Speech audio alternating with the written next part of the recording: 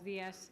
Arrancamos esta segunda parte en la que, como ya introducíamos en la presentación y me da la oportunidad César y el INAP de estar con vosotros, ahora ya viene, menos mal que habéis tomado café, la parte fea.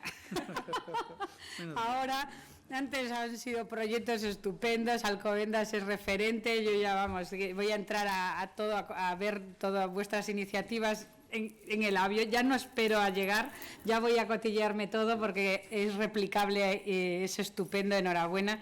Lo que pasa que, claro, como ahora vienen las secres, entonces, claro, viene la secre y entonces, como Fernando, ¿no? Empieza a tirar de las orejas a ver cómo hacemos todo esto y aplicamos criterios de integridad. Bueno, pues hoy tengo además la suerte de no estar sola como el otro día, de que me acompaña una querida amiga, compañera, que las dos salimos de aquí, de estas mismas aulas, hace 20 años, secretaria de ayuntamiento de mi misma promoción, pero que se me ha ido al lado oscuro. Entonces, se me ha hecho auditora de la Sindicatura de Cuentas, que es como el Tribunal de Cuentas Autonómico Asturiano. Entonces, me interesaba mucho que estuviese con nosotros porque, continuando un poquito en la explicación que hablábamos el otro día de cómo aplicar los criterios de integridad a la contratación pública, Mirta, eso una parte yo os la voy a dar desde la óptica interna, desde lo que dice la SECRE, pero ahora Mirta nos vigila desde el edificio este tan chuli que tienen las instituciones autonómicas, y entonces nos va a decir qué ojo pone y qué punto de vista utiliza para revisarnos ellos nuestros expedientes de contratación. Entonces es como un doble ¿no? Criterio y doble opinión que me parece que es muy interesante para completar un poco lo del otro día. Así que vamos a hablar no solamente de contratación teórica, no vamos a hablar de burocracia, como dice Ceci, sino que vamos a hablar de experiencias. Vamos a poner un poquito el protagonismo en mecanismos nuevos, la mayoría todavía sin rodaje, sin implantar, para poder llevar a cabo una gestión contractual en la que se prevea la corrupción y utilicemos criterios de integridad. Entonces, la primera pregunta que nos hacemos es que si la integridad y la transparencia se hace o se nace, ¿no? Yo creo que debemos de trabajárnosla, debemos de conseguir que la integridad y estos principios de gobierno abierto, a golpe de repetir, se introduzcan en nuestras estructuras administrativas y políticas, como decía antes el compañero, ¿no? Esa doble visión tan importante tan importante es que esté unida, ¿verdad? Muchas veces hablamos de políticos y de funcionarios o de empleados públicos, ¿no? Pero qué importante es que vayamos en el mismo camino, ¿no? Por tanto, sí que muchas veces echamos en falta, y yo siempre lo digo en los cursos de formación, que nos vengan nuestros alcaldes y nuestras alcaldesas, ¿verdad?, para escucharnos también y que nos entiendan, ¿no? Nosotros simplemente estamos intentando aplicar márgenes de mejora en la organización, como vemos en la presentación, pero desde un marco legal que ellos tampoco pueden obviar, ¿no? La integridad es, en el fondo, es aplicar un valor ético, es aplicar los principios éticos a la compra. Realmente lo que estamos haciendo cuando encargamos estos proyectos, cuando compramos el micro de las compañeras de participación de Alcobendas, tenemos que hacer un expediente de contratación, y cuando contratamos con una empresa que nos facilite un soporte informático, también tenemos que hacer un expediente de contratación. Por tanto, realmente la contratación pública es tan importante, es bonita, pero un poco compleja de llevar a la práctica, porque en el fondo es un instrumento que está al servicio, pues, de las políticas públicas. ¿Y cómo tenemos que entenderla? Pues con el interés público siempre por delante. Esto es un poco lo que vamos a siempre a tomar como eje de nuestra intervención de esta mañana. Tanto Mirta como yo consideramos que los ejes de cualquier acción pública tienen que estar basados en la transparencia, sin duda, como comentan los proyectos y las experiencias de participación ciudadana, pero no solamente en la parte bonita, sino que también en la parte que no es tan bonita de vender, ¿no? Hay que también hablar de transparencia en acuerdos municipales, en expedientes de contratación, en lo que se gasta el consistorio y que al fondo es el dinero de los ciudadanos. el permitirles fácilmente y de una manera muy sencilla para pensando en nuestra madre, nuestro padre, que puede tener que acceder a una página web municipal, interactuar con la administración y solicitar un certificado de empadronamiento o poder pagar una tasa municipal. Bueno, pues el acceso a la información pública que sea sencillo, que sea fácil y además que esté todo amparado por una estructura de principios generales del derecho que también, como comentaba antes el compañero Fernando, que ya nos acompañó en el seminario la semana pasada, secretario interventor, que ponía ahí el dedo en la llaga en la parte de las garantías del procedimiento, ¿no? Está claro y eso nunca podemos obviarlo porque lo llevamos aquí, ¿no?, como funcionarios públicos. Los principios son 4 los que me parecen interesantes para introducir un poquito lo que vamos a desarrollar, los aspectos concretos que vamos a desarrollar, que son igualdad de trato, no discriminación, proporcionalidad y transparencia. Esto todo, que parece que son principios generales que podrían aplicarse casi a cualquier política pública, lo vamos a centrar en contratación, para que me entendáis. La ley de contratos así lo establece en el artículo 1, y vamos a ver que aplicando este artículo, como hablábamos la semana pasada, prácticamente vamos a dar en el clavo de cualquier criterio adecuado a las necesidades y a lo que establece el legislador. Pues transparencia, integridad y los principios generales de contratación pública en una mesa de contratación, como comentábamos, o en una toma de decisiones en un procedimiento de contratación, o en un conflicto, una situación compleja. Si interpretamos con esas gafas, con esa óptica, vamos a salir del problema seguramente con luego las bendiciones de un contencioso o un tribunal central. La corrupción en España, pues qué vamos a decir, está al orden del día, ¿no? Fijaros estos días que de nuevo ha vuelto a aparecer la corrupción en todas las televisiones y tal, pues con una cosa tan sencilla y tan de andar por casa, y que todos los ayuntamientos hemos participado en la adquisición, como eran las mascarillas, ¿no? Bueno, pues ahora también vuelve esto a estar otra vez de moda, ¿no? Es intensiva, desde luego es donde están las mayores tentaciones. Por tanto, también debemos de ser mucho más escrupulosos a la hora de que a los ciudadanos les llegue el mensaje de que en este aspecto ellos van a ser partícipes también. Es fantástico que participen en iniciativas urbanísticas, en el PEMUS, en cuanto a la decisión a sus instalaciones públicas, pero también deben de ser conocedores de qué se gasta el dinero, cómo lo hacemos y opinar incluso de poder hacerlo de otra manera. En España, pues claro, pues somos dentro, ya nos consideran instituciones europeas los PIC, estamos aquí abajo, estamos un poco mal vistos, nos lo han dejado claro con los criterios que no están establecidos para los fondos NEXT, que trataremos sobre ellos. Yo os he traído los certificados que os comentaba el otro día, que tenemos que chequear los secretarios para que luego nos entendáis, las compañías de participación, lo que luego tenemos que certificar los secretarios de cada expediente de contratación, financiado muchos de ellos para proyectos tan bonitos como estos, en digitalización, en innovación, con fondos europeos, para poder verificar estos 18 folios de cumplimiento sobre cada uno de los expedientes de contratación. Pues nos han puesto el foco y nos ponen estas instrucciones porque entienden que somos un poco, bueno, estamos en el foco, ¿no? Nos tienen ahí en el, como un poco... ejemplo de inflación de costes, de adquisición de equipos innecesarios o de compras con calidad inferior, y España en esto, pues bueno, con respecto a otros países de la Unión Europea, pues es un poquito ejemplo, ¿no? Un dato significativo, fijaros el número de licitadores que tenemos en cada expediente de contratación, en una gran mayoría, en España uno único, cuando en países del norte de Europa estamos a una media de 6 licitadores en los contratos millonarios. Es decir, aquí pasa algo, ¿no? Desde luego pasa algo, aquí hay algún tipo de reparto del mercado, hay algún tipo de poco interés en la empresa privada en participar y en relacionarse con la administración pública, porque por algo en nuestro país los datos nos dan estas indicaciones, ¿no? Vamos a centrarnos en, como no vamos a repetirnos, los que habéis estado conmigo en el seminario, vamos a poner estas introducciones, pero vamos a avanzar un poquito más en lo que habíamos hablado, pero los que no han asistido tenemos que introduciros que realmente de lo que hablamos en integridad, en materia de corrupción, es esta soft corruption, es dónde está en la redacción de los pliegos, en los criterios de adjudicación, en los procedimientos de contratación. Muchas veces el procedimiento en sí formalmente está impecable. Lo mandamos al Tribunal de Cuentas, lo mandamos a la Sindicatura de Cuentas y ellos van a ver un pliego, un informe, una propuesta de acuerdo y un acuerdo notificado. Está perfecto. Sin embargo, hay un tufillo por debajo que seguro que ellos igual nos pillan, y si tienen la experiencia de ser secretarios de ayuntamiento antes, pues tenemos más riesgo todavía de que nos pillen, ¿no?, en el asunto. Por eso es tan importante su presencia. Pues eso, en España tenemos una carencia importante de mecanismos de control, tanto a priori como a posteriori. Eso es un poco de mecanismos de control reales, es decir, que de verdad se verifiquen estos aspectos.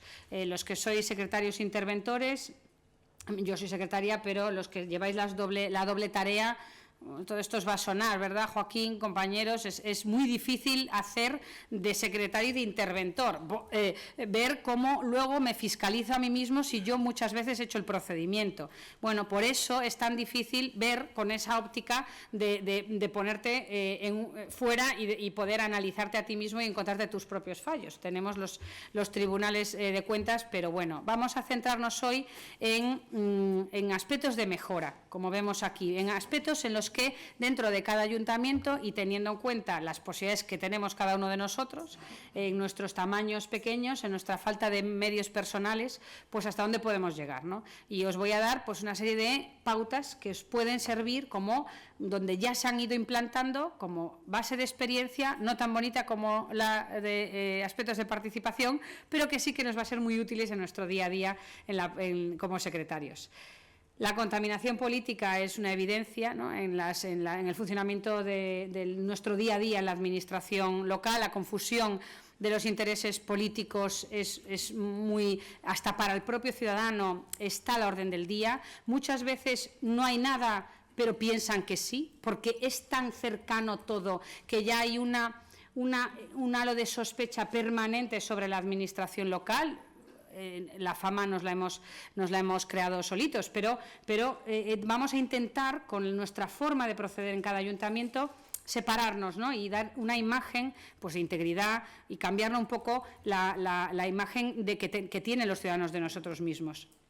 Para eso, como os comentaba antes, mi opinión, aunque es duro y yo soy la primera que lo padezco, el intentar dejar de ser un funcionario pasivo es complejo, es complicado. Hay que ir un poquito más allá, de emitir un informe jurídico a los pliegos. Bueno, pues es que a veces el informe jurídico a los pliegos no podemos decir nada porque no está mal, a veces cumple los puntos principales.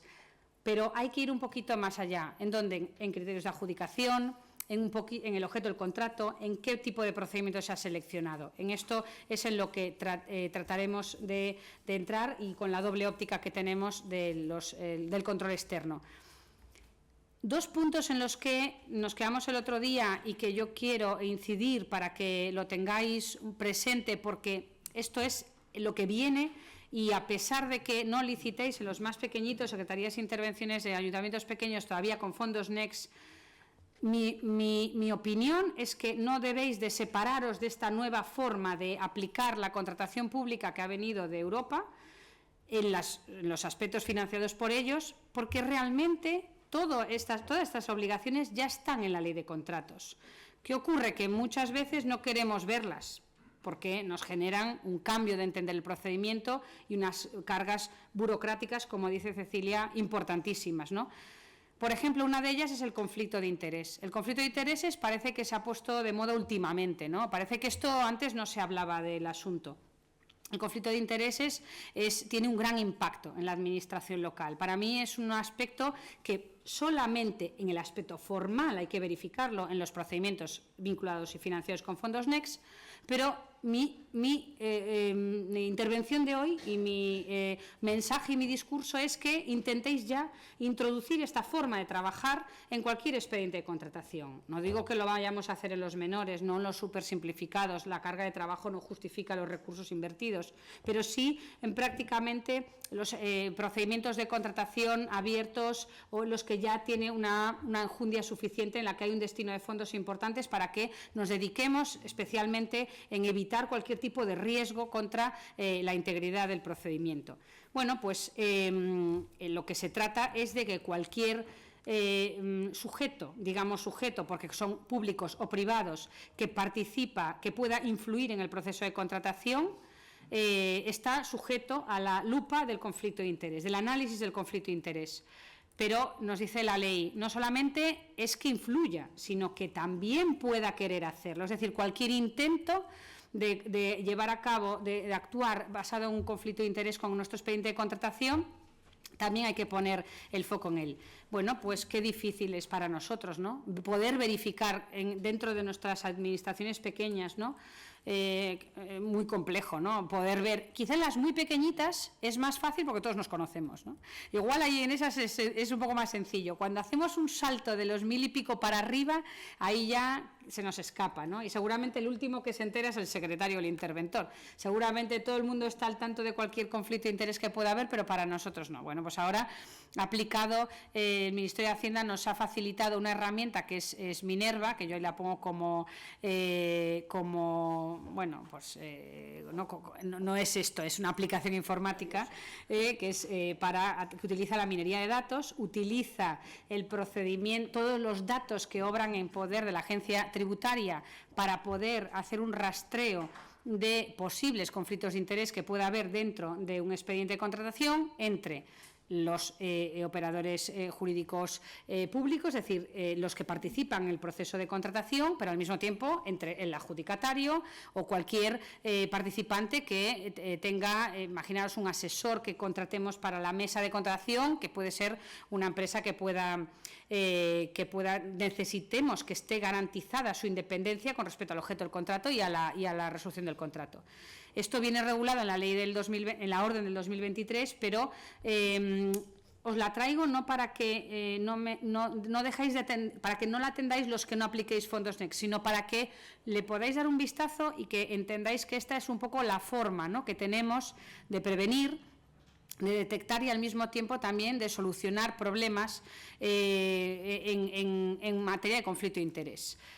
No es solamente para esto, ya el artículo 64 de la Ley de Contratos nos lo recoge claramente y nos dice que participe o que pueda participar o que pueda influir, que participe en el procedimiento o que lo haya intentado. Por tanto, la mala noticia de la mañana, después de esta mañana bonita que llevamos, es que los métodos de trabajo tienen que cambiar un poquito, ¿no?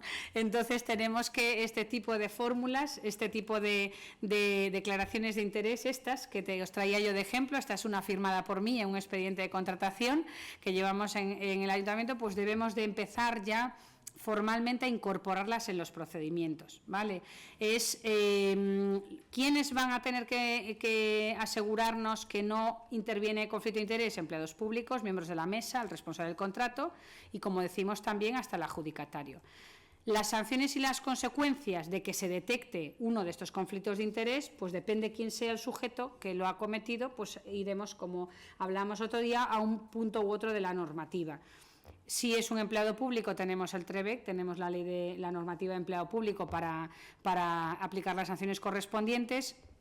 Si es una autoridad política, hay menos ámbito normativo en el que aplicar sanciones. Traigo el ejemplo del País Vasco, que sí que ha establecido una serie de mecanismos en su ley de 2016 de instituciones locales de Euskadi, que sí que ha incorporado sanciones concretas para estas interferencias, llamémosle interferencias, ¿vale? Pero también para los contratistas, pues en el caso de penalidades o la prohibición de contratar que tendríamos que tramitar, ¿vale?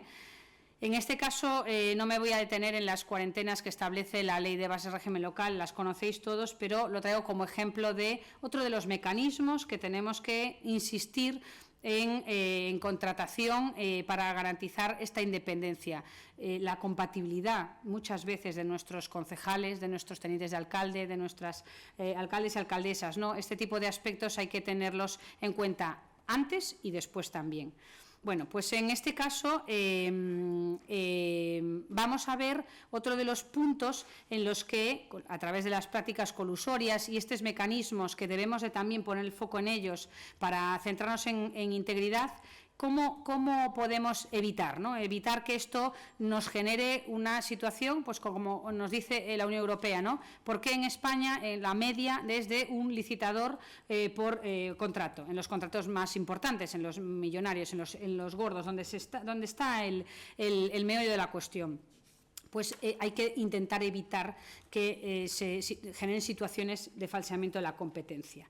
Aquí, pues en los sitios pequeños, en los ayuntamientos medianos y en los PIMEL, tenemos problemas importantes para que no exista un mercado ya distribuido entre empresas. Muchas veces somos conocedoras de que se nos quedan desiertos los contratos, ojo con este tema, para que luego pueda licitarse por negociado o para que luego se haga una adjudicación directa. Esto es un poco donde quería poner el foco, completando un poquito el desarrollo que hablamos el otro día.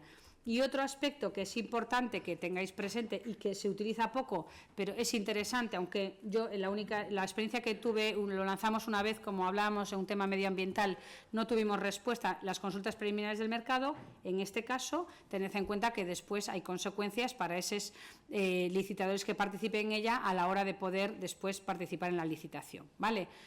Otro de los puntos importantísimos en la local que debemos de tener en cuenta es la profesionalización de las mesas, es decir, la presencia, más bien la no presencia de autoridades políticas en las mesas de contratación, con los límites que nos establece la disposición adicional con respecto a la composición que tiene el 326 para el Estado o para las comunidades autónomas.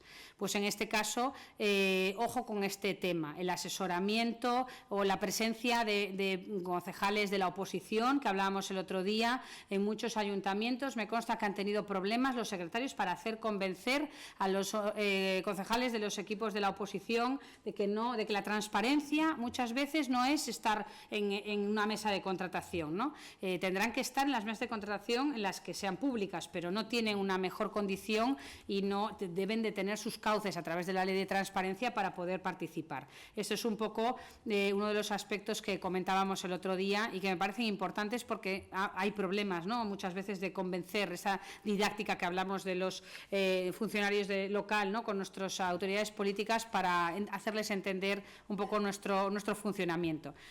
Bueno, pues yo sé que la burocracia que hablábamos, ¿no? Ese término tan complicado de cumplir, tan peyorativo con su significado, muchas veces nos lastra el funcionamiento diario, pero hay que tener en cuenta que es lo que tenemos, es decir, los procedimientos hay que cumplirlos, no podemos justificar el no hacer porque tengamos que hacerlo. Es decir, pues no, como tengo que hacer un procedimiento tan complejo, pues el concejal que tire por una factura y ya resolveremos, ya tiramos para adelante. Vamos a ver que así acabamos mucho antes y, por tanto, bueno, pues eso vamos a intentar entre nosotros, ¿no? Aquí en estos cursos de formación en la que hay tanto secretario interventor e interventores, pues que entre todos tengamos ese convencimiento también, ¿no? De que a veces vale la pena arrimar un poco el hombro, esforzarse un poco más en la tramitación del procedimiento para, en el fondo, dar garantías del procedimiento, ¿no? Un punto importante que el otro día no tocamos y que quiero comentaros porque ya debemos de tenerlos en pleno funcionamiento son los canales de denuncia. La ley de contratos establece la obligación de tenerlos, ¿vale? Está claro. Tenemos que saber un poco, esto es el concepto, ¿no?, que tenemos aquí del chivato, ¿no? Sabéis, está la directiva comunitaria que ha establecido que tenemos que establecer una protección de quien ponga en el foco a la autoridad, al empleado público, al contratista que no cumpla una contratación bajo criterios de integridad. Bueno, pues nos han dicho desde Europa, y así se ha aplicado en la reciente ley del 2023 en cuanto a la protección del informante, que debemos de darle una protección adecuada y proporcional a la labor de integridad que está haciendo cuando se pone el dedo sobre un eventual o posible responsable en un tema en el que pues la transparencia o la integridad pues brilla por su ausencia, ¿no? En este caso, ojo con este tema en cuanto a las obligaciones de los ayuntamientos. hay que articular una serie de procedimientos para llevarlo a cabo. Y establecer primero quiénes son los legitimados para poder denunciar. Debemos delimitarlo. ¿Cómo lo hacemos? A través de un reglamento, aunque no le gusta a muchos políticos el que reglamentemos demasiado, y lo hablamos Mirta y yo, tampoco soy muy partidaria de poner demasiadas puertas al campo, porque luego nos lo autoincumplimos. No sé si os pasa, y lo detectaréis, que dictamos ordenanzas muchas veces a referencia, ¿verdad?, de Marta, lo vemos, ¿no?, de la FEM, tal, y queremos ser tan innovadores muchas veces que luego vemos que no tenemos capacidad para cumplir nuestro propio articulado que los hemos aprobado en el pleno de la corporación, ¿verdad? Nos pasa. Entonces es mejor ser un poquito más escuetos, muy limitados en las obligaciones que tenemos que cumplir, y luego ya poder ir cumpliéndolas. Y si luego lo cumplimos, vamos a más, pero no al revés, porque si no tenemos un problema a la hora de poder justificar que estamos haciendo las cosas bien. El ámbito objetivo, las medidas de protección, es lo que debemos de dejar constancia, ¿no? El artículo 64 de la Ley de Contratos siempre habla de poner la denuncia en conocimiento del órgano de contratación. Pero qué contrasentido, ¿no?, este artículo tiene, ¿no? Estas son estas contradicciones de la Ley de Contratos del Sector Público, ¿no?, que ahora que ya ha pasado 5 años ya analizamos a toro pasado y vemos que cuando vamos a denunciar en un procedimiento de contratación le va a llegar al órgano de contratación, pero es que muchas veces es el responsable de la situación que se denuncia. Entonces, quien tiene que iniciar el procedimiento de salvaguarda de esa denuncia es el que estamos poniendo el dedo como el posible infractor. Entonces ahí es donde la administración local tiene las mayores dificultades, ¿no? En las administraciones generales del Estado, en la Administración General del Estado, en las comunidades autónomas, ahí existe tantos organismos diferenciados, es todo mucho más difuso y de esa forma pues es muy sencillo. Pero en la Administración local es que somos los mismos, ¿verdad? Como hablamos muchas veces, es que nosotros nos lo guisamos y nos lo comemos. Entonces, claro, el alcalde él no estará en la mesa, pero sí su concejal de obras, y tenemos una denuncia en un buzón anónimo ciudadano en la que nos está, como le hemos puesto la participación por delante a los ciudadanos, nos están diciendo que ese concejal, pues su cuñado es el administrador de la empresa, a lo mejor no consta, pero existe. Bueno, este tipo de cuestiones, fijaros la dificultad que tenemos para llevarlo a cabo. Esta es la ley que yo os comentaba, daría para un seminario entero. El INAP ha participado en formaciones, yo he tenido la suerte de colaborar en cuanto al punto de vista de llevar esto a cabo en los ayuntamientos pequeñitos, y cualquier cuestión que necesitáis en cómo implantar un sistema interno de información, estoy a vuestra disposición, igual que el otro día, para todo lo que necesitéis. Algún compañero ya me ha mandado algún correo para poder remitiros documentación de lo que hablamos, y sabéis que me tenéis totalmente a disposición para lo que necesitéis. Este, en el fondo, es un nuevo modelo de demostrar la integridad de la institución, es de lo que se trata, ¿no? Incide en el contenido de nuestro seminario, en entender el concepto de gobierno abierto y de integridad, pero cómo llevarlo a la práctica.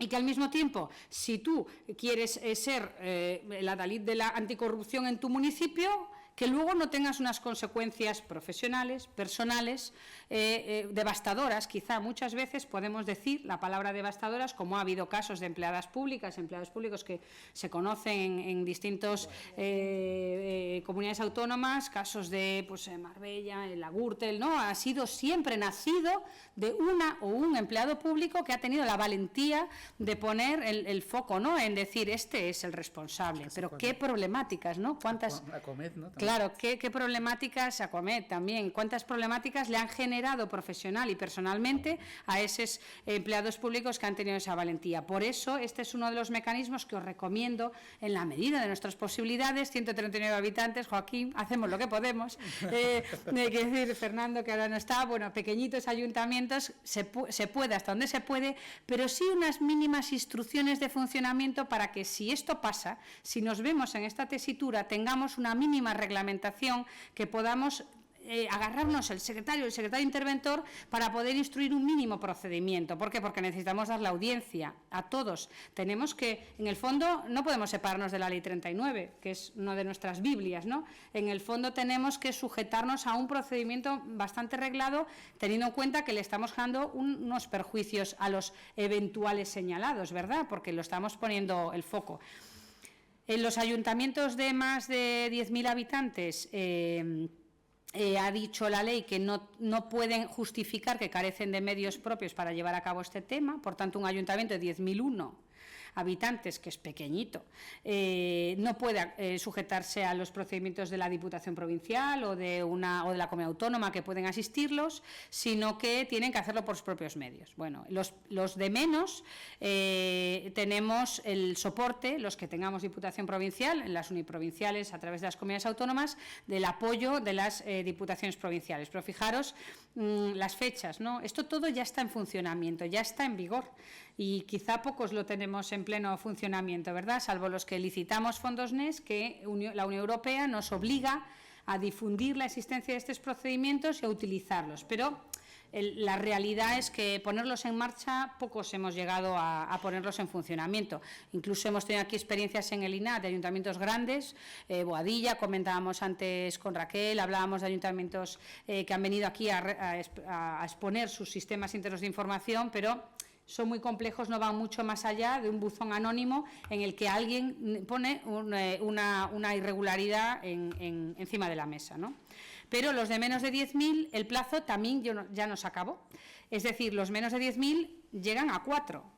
Quiere decir, cuando la ley dice menos de 10.000, nos lleva a 100 habitantes, a 200 habitantes. Pues aquí el plazo para poner en funcionamiento estos sistemas internos de información ya nos finalizó y estamos todos obligados. Bueno, en el fondo esto no es más que una forma de prevenir, ¿no? De establecer una prevención a quien colabore con estos principios éticos, ¿no? de estos códigos éticos de la entidad y esta forma de entender la administración pública basado en una pauta ética y de sentido, pues como hablábamos, ¿no? De que los funcionarios, los empleados públicos demos un paso adelante, no solamente nos quedemos en estos informes de procedimientos, sino que apoyemos este tipo de tramitaciones, de implantar este tipo de mecanismos, que como os digo, no voy a ser yo la que diga que no es complejo, porque sabéis de sobra que en los ayuntamientos pequeños hay que reconocerlo, pero bueno, hay que intentar llevarlo a cabo. Aquí os dejo en la presentación, que la tenéis subida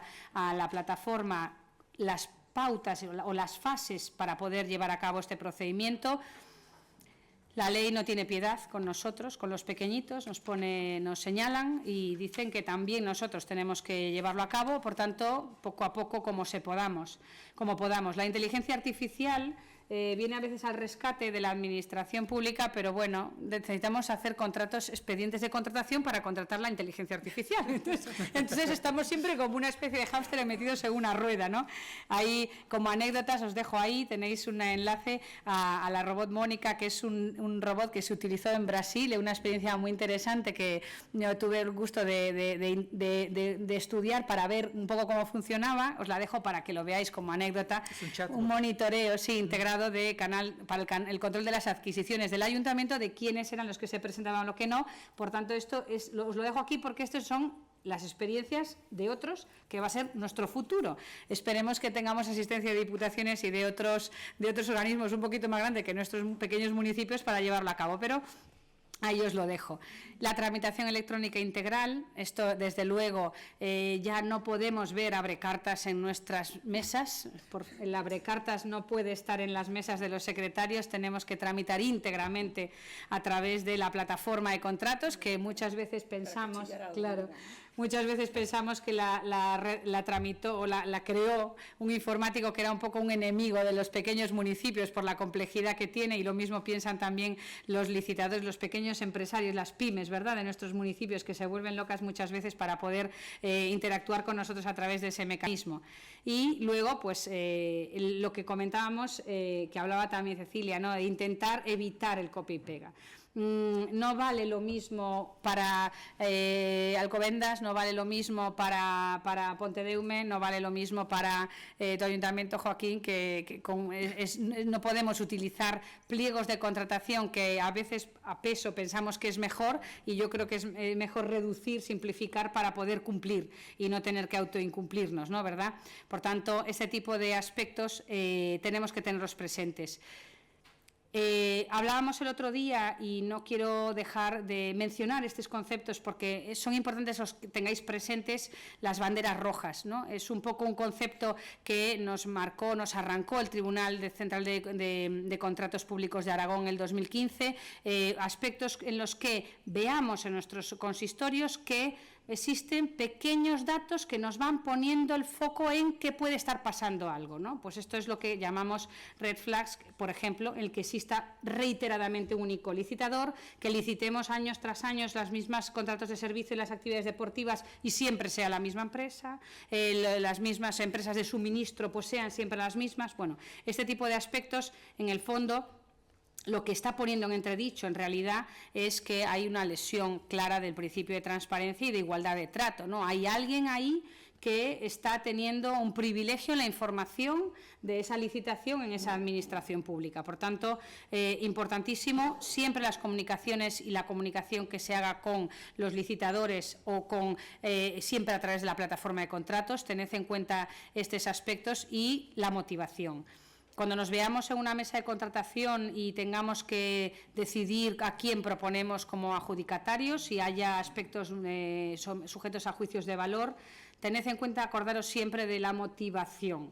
Os lo comentaba el otro día, yo este tema quizá era un poco más flexible sobre este asunto. No, en el momento que veía un informe técnico lo entendía justificado, nunca tuve una bandera roja sobre mis técnicos municipales que me hiciera sospechar y por tanto, pero sí que efectivamente cuando nuestro expediente de contratación pase al Tribunal de Cuentas o pase a un juzgado de lo contencioso, lo primero que nos van a preguntar, esto acordaros siempre, cuando haya un aspecto que sea sujeto a juicios de valor, ¿por qué habéis puesto 15 y no 46? ¿Por qué a este 10 y al otro 28? Tened en cuenta esto, acordaros que lo hablamos el otro día y tenéis que salir de vuestra situación de confort como secretaria en el que conoces todo y poneros como si fuerais una persona ajena al procedimiento y que a un miembro de la mesa estáis ratificando algo que no conocéis, para que cuando eso pase o a un órgano de control externo o a un juzgado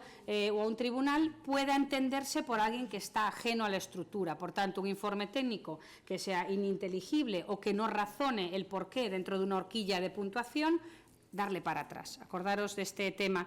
Y, por supuesto, vamos a tener siempre esta segunda parte, ¿no? Que a veces nos da mucho miedo a los secretarios interventores, como nos entre el aviso de que tenemos una auditoría del órgano de control externo autonómico, nos da mucho susto, pero bueno, a veces detrás nos encontramos gente estupenda como Mirta y que nos va a decir un poco en qué poner el foco.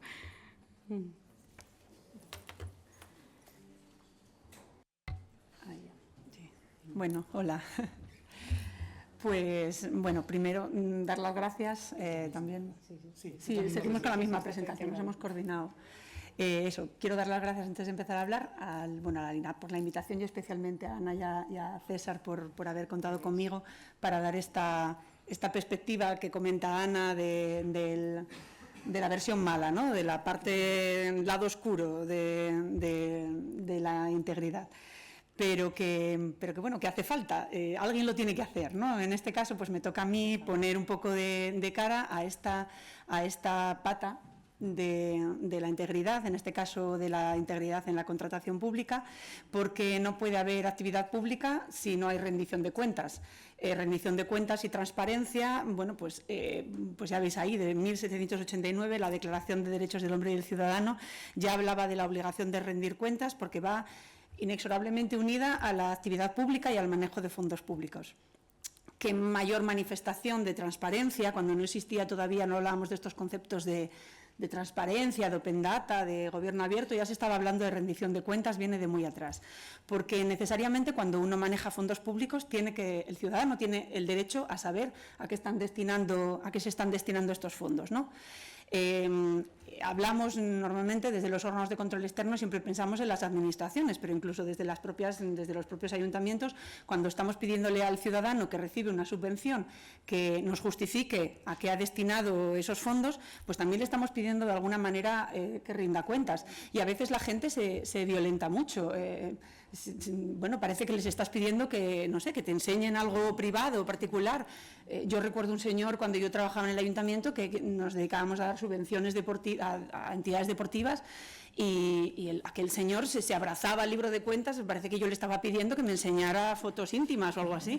Digo, no, yo lo que quiero es que me explique esta subvención que ha recibido con este objeto, yo quiero que me explique usted a qué la destinó y yo tengo que comprobar para poder finalizar el pago, darle la segunda parte, no me acuerdo en este caso cómo era la tramitación, pues necesito que me justifique que está destinándolo efectivamente a culminar esa acción de fomento que desde la Administración estamos llevando a cabo. Pues, a eso nos dedicamos los órganos de control externo, ¿no? A fiscalizar y a revisar que la Administración dedica los fondos públicos a lo que los tiene que dedicar. Y cuando yo suelo hablar de las funciones del control externo pongo siempre esta foto, que es la de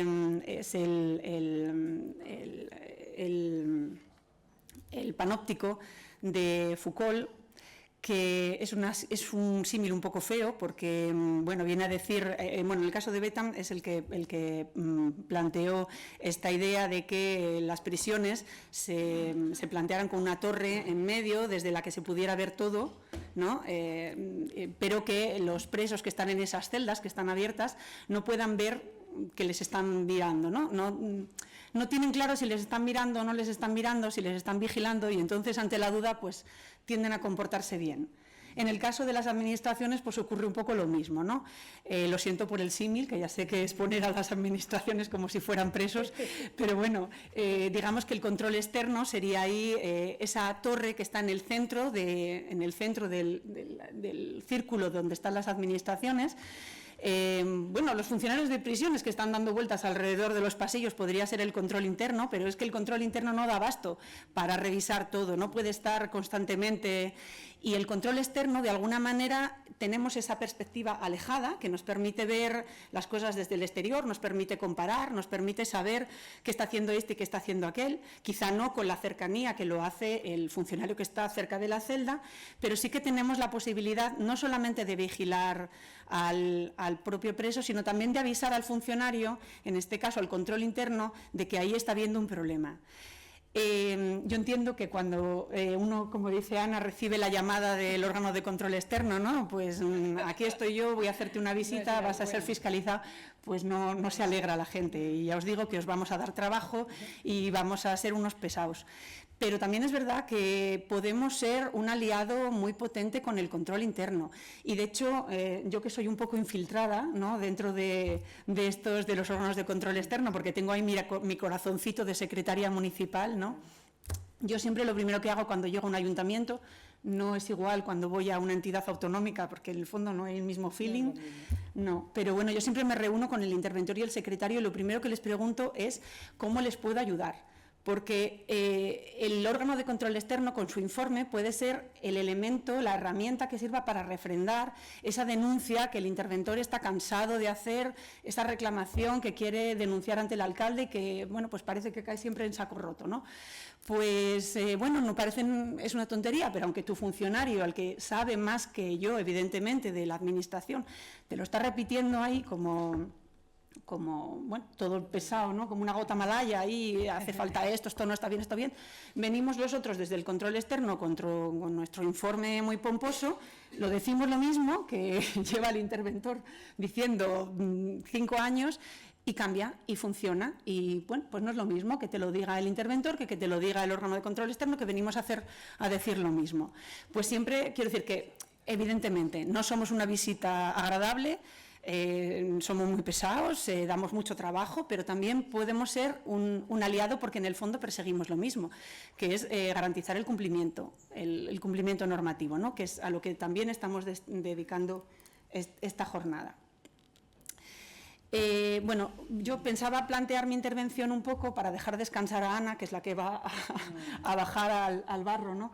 Comentaros un poco lo que hacemos desde los órganos de control externo, que es cómo trabajamos, para que también entendáis, pues esto que os estoy diciendo, cómo podéis relacionaros con nosotros sin miedo a los hombres de negro.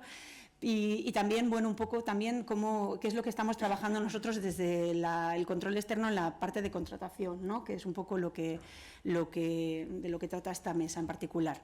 Pues ahí tenéis, dentro de todos los órganos de control que existen en las distintas, en la Administración, pues ahí estamos los órganos de control externo, que junto con el Tribunal de Cuentas formamos las instituciones de control externo, ICEX, porque si oís también las siglas por ahí, y también existe el Tribunal de Cuentas Europeo. Aunque a veces no se entiende bien, no nos relacionamos jerárquicamente con el Tribunal de Cuentas. El Tribunal de Cuentas tiene sus competencias y nosotros tenemos las nuestras. Existen órganos de control externo en casi todas las comunidades autónomas. Ahora mismo me parece que no existe en Cantabria, en La Rioja y en Extremadura y en Murcia. Me parece que no hay órgano de control externo. Castilla-La Mancha lo tiene desde hace poquito. Y en aquellas comunidades autónomas donde no existe órgano de control externo, sí que fiscaliza el sector público autonómico el Tribunal de Cuentas. Pero en cualquier caso nos relacionamos de forma coordinada. Bueno, sí que es verdad que colaboramos mucho. Nosotros sí que traspasamos buena parte de nuestra información y nuestros datos y los resultados de nuestras fiscalizaciones al Tribunal de Cuentas, porque él tiene también una coordinación a nivel institucional con el Parlamento y las Cortes Generales, y entonces en ese sentido sí que funciona un poco de cauce de comunicación. Pero vamos, nos dedicamos a cosas diferentes y no estamos jerarquizados. También es verdad que el Tribunal de Cuentas tiene función de enjuiciamiento contable, del que carecemos los órganos de control externo autonómico. O sea, cada vez que hay un proceso de enjuiciamiento contable o hay indicios de enjuiciamiento contable en alguna fiscalización, nosotros no tramitamos, lo único que hacemos es dar traslado al Tribunal de Cuentas y él es el que se encarga de instruir y, en su caso, enjuiciar ese tema. Bueno, no voy a hablar de enjuiciamiento contable, no soy tampoco ninguna experta, porque os digo que no tenemos competencias en ello. Y os digo que en los 10 años que yo llevo prácticamente en un órgano de control externo no he visto todavía una sentencia, por lo menos en materia de enjuiciamiento contable. No, o sea, una sentencia me refiero condenatoria, no es un enjuiciamiento sencillo. Es que lo digo porque muchas veces la gente se queja un poco de qué sirve esto, pues hay corrupción, y no se ve, es una institución un poco peculiar que requiere que se den unas premisas muy concretas y no es fácil. Yo a veces veo indicios de responsabilidad contable y después quedan en nada. Pero bueno, no hay que confundirlo, ¿no? Así que en ese sentido tranquilos, Bueno, pues, ¿qué hacemos los órganos de control externo? ¿Qué hacemos? Pues hacemos auditorías. Auditorías de estos 3 tipos que tenemos aquí principalmente. Auditorías financieras, informes de fiscalización, auditorías financieras, que lo que pretenden únicamente es la determinación de si la contabilidad de la Administración refleja la imagen fiel. Estas auditorías, que son puramente económicas, vamos, ahí la verdad es que los jurídicos tenemos un papel pequeño, cada vez se hacen menos, porque realmente en el ámbito administrativo, en el ámbito privado, que es verdad que la Administración, los órganos de control externo bebemos mucho de la auditoría privada, pero es muy diferente auditar una empresa particular, una empresa privada, que auditar una administración. Y no tiene mucho sentido, y bueno, me imagino que aquí los que sois interventores o secretarios interventores sabéis también la importancia que se le da a la contabilidad en las administraciones. Pues bueno, es una batalla que tenemos a veces también en la institución, que se quejan mucho mis compañeros auditores, los economistas, de que los ayuntamientos, la contabilidad, bueno, pues los ayuntamientos hacen lo que pueden con la contabilidad y la mayor parte de las veces le dan al botón del programa que te habilita una cuenta contable y ya está, no se plantea nada más. Nos dedicamos más al cumplimiento en los ayuntamientos y a la contabilidad presupuestaria. Bueno, pues la contabilidad final, por eso las auditorías financieras pues realmente no tienen mucho recorrido en el ámbito de la Administración. Quizá un poco sí cuando hablamos de empresas públicas, pero bueno, no son nuestro principal objeto de fiscalización. Auditorías de cumplimiento, pues sí que son las que más hacemos, que cuando combinan financiera y de cumplimiento hablamos de auditorías de regularidad, y son las que hacemos principalmente, que lo que buscan es determinar si se está cumpliendo una determinada norma, ¿no? Son las que estáis más habituados a ver normalmente y, bueno, desde mi punto de vista, pues son las más interesantes y las enfocamos de muy diversas maneras. Las enfocamos, pues a veces vamos a una entidad y analizamos un área concreta, pues el área de contratación del Ayuntamiento de Pontevedra, por ejemplo. Bueno, sí, vamos ahí. La secretaria me han hablado, vamos.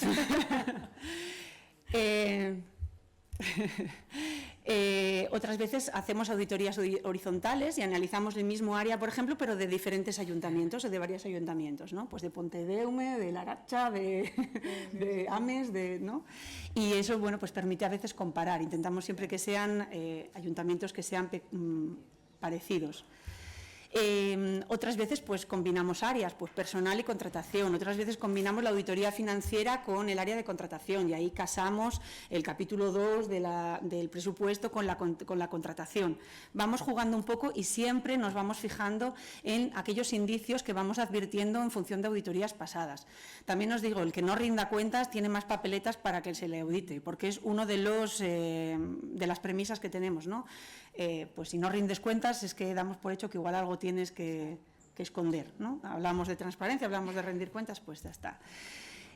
Bueno, y por último tenemos también auditorías operativas, que estas sí que son un poco más novedosas y que, por ejemplo, en la Sindicatura de Cuentas de Asturias, donde estoy yo, estamos empezando con ellas. De momento hemos hecho una sobre el salario social básico y estamos empezando a hacer este tipo de auditorías porque son costosas y requieren una implicación de personal y de tiempo que a veces pues no disponemos, porque nuestros síndicos lo que quieren son sacar informes también, a veces facturar, ¿no? Parece que vamos ahí. Las auditorías operativas lo que buscan es verificar la eficacia y la eficiencia en la implantación de una política pública. Pues ver si la política pública que se ha llevado a cabo, pues la escuela de 0 a 3, pues si se ha conseguido implementar esa política pública y si lo ha hecho de la forma más eficiente, ¿no? Con la optimización de los recursos. Por ejemplo, el proyecto que presentaba Alcobendas, pues bueno, pues sería un ejemplo claro de una auditoría operativa. Pues dentro de 5 años va el órgano de control externo y llega y dice, bueno, pues vamos a este proyecto tan estupendo que han presentado los compañeros, vamos a ver si lo han hecho de la forma más eficaz, si ha llegado, cuáles han sido las consecuencias de la implementación de esta política pública y si lo han hecho optimizando recursos y cómo se ha conseguido esta política, ¿no? Bueno, a mí me parecen auditorías muy interesantes. Yo aprendo muchísimo con estas auditorías porque la verdad es que te metes de lleno en un tema, es inmersiva totalmente y además pues me parecen es constructiva incluso para la propia entidad, que aprende muchísimo. Nosotros aprendemos, pero es que la propia entidad descubre cosas ella misma de la política o de la implementación que no conocía.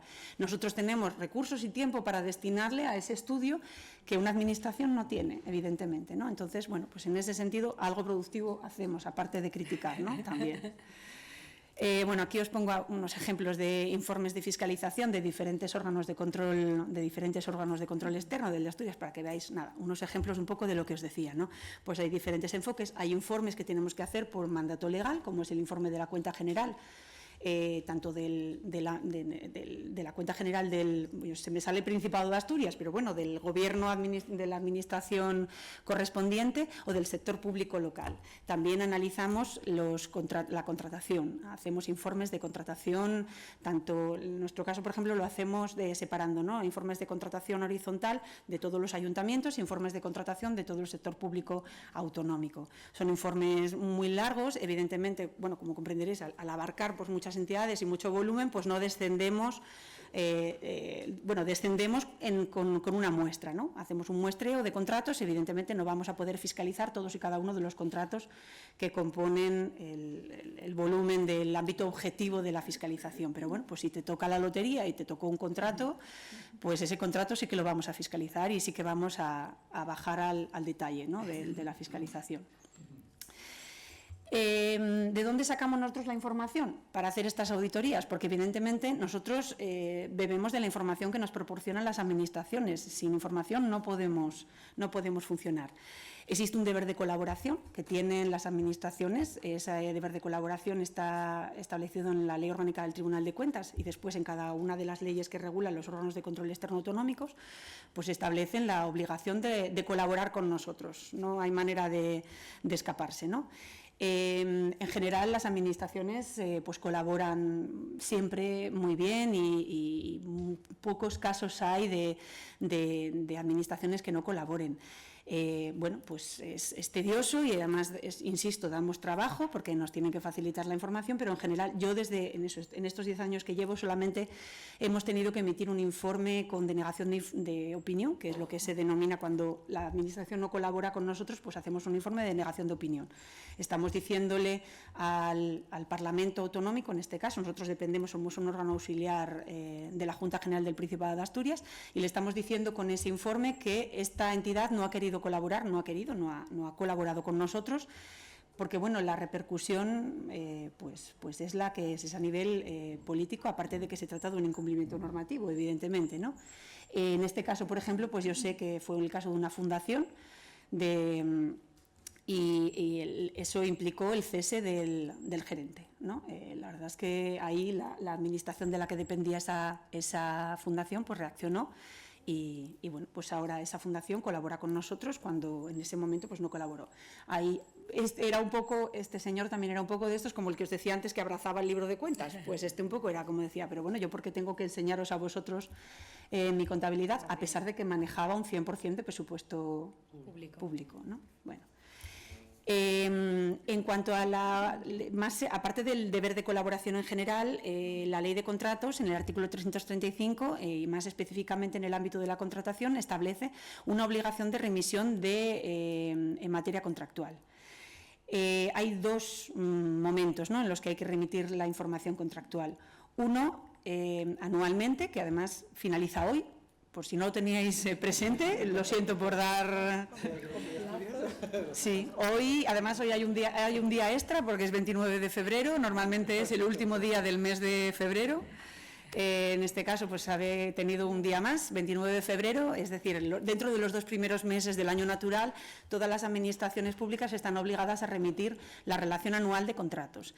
En la relación anual de contratos, ¿qué es lo que dan? Pues todos y cada uno de los contratos que se han formalizado en el ejercicio anterior, en este caso en el ejercicio 2023.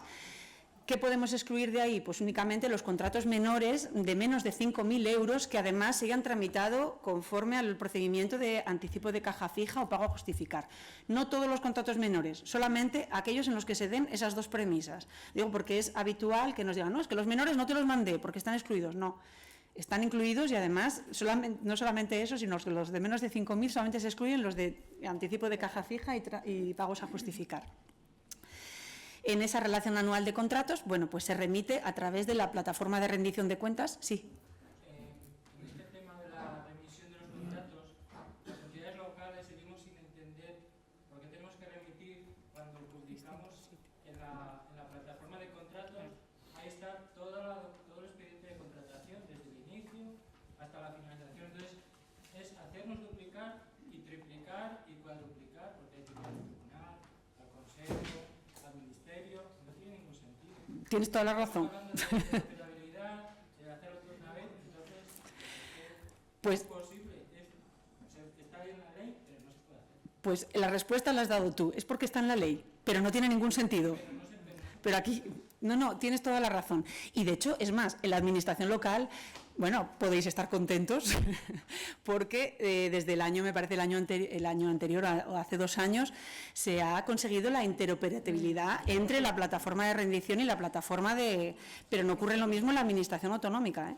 La administración autonómica siguen teniendo que teclearnos todos y cada uno de los contratos que no puedo estar más de acuerdo contigo y es una pelea constante que tenemos porque, ya te digo, yo no solamente soy secretaria de ayuntamiento, estoy rodeada tengo buenos amigos secretarios de ayuntamiento y yo sé lo que tiene que ser tener que, sobre todo además, reiterar una información que tú sabes que lo único que tienes que hacer es ir a sacarla. Y de hecho yo en las fiscalizaciones me voy a la plataforma de contratos a sacar.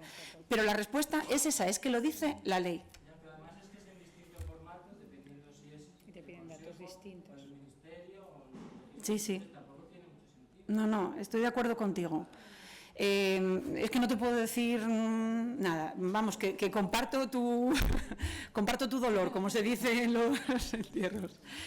Y ya te digo, en el ámbito local estamos contentos porque por lo menos ahora hay una cierta conexión, pero en el ámbito autonómico pues es que es lamentable. Hay entidades, no sé, estoy acordándome del... El otro día me llegó la relación del SESPA, que es el organismo autónomo que lleva el ámbito sanitario en Asturias, que son, pues sí, es que igual os digo, no sé si eran 19.000 contratos, porque claro, son menores, y es que los tienen que meter uno a uno. Entonces, yo la verdad es que me quito el sombrero porque digo, y aún así todavía prestan el servicio sanitario. Aparte digo yo, deben de tener a 2 o 3 personas dedicadas a nosotros, a mandarnos información. Bueno, a nosotros y a todo el resto de las instituciones con las que tenéis también la obligación de colaborar. Sí, es que parece un poco antidiluviano, pero es que es así. Y es que además la ley, mis compañeros a veces desde el Tribunal de Cuentas me insisten, es que la ley dice remitir, porque hemos tenido alguna queja de secretarios que con toda la razón decían, es que aquí dice que tiene que estar que tiene que estar, lo dice el artículo 335, pero ahí se han agarrado ahí a esa palabra remitir, ¿no? Que dice, es que tienen la obligación de remitir. Y entonces, pues nada, hay que darle al botón y remitir. Pero es que además no solamente son los contratos, es que son los convenios por aplicación de la Ley de Régimen Jurídico, la relación de encargos a medios propios y la Administración autonómica también los contratos patrimoniales, que bueno, en este caso no opera para la Administración local. Bueno, todo esto está recogido también en una instrucción una resolución del Tribunal de Cuentas del 18, que indica toda la documentación y los datos y cómo se tiene que interpretar esta remisión. Aparte, después hay que remitir dentro de los 3 meses siguientes a la formalización un extracto del expediente de aquellos contratos que superen determinados importes, pues obras, concesiones, bueno, lo sabéis vosotros, más de 600.000 euros, suministros más de 450, servicios más de 150.000, aparte de todas y cada una de las incidencias, ya sean modificaciones, revisiones de precios, resoluciones no convencionales de los contratos, o cuando estos contratos que no los habían remitido inicialmente porque no superaban los importes, se modifican, se prorrogan y superan los importes, pues hay que remitirlos también.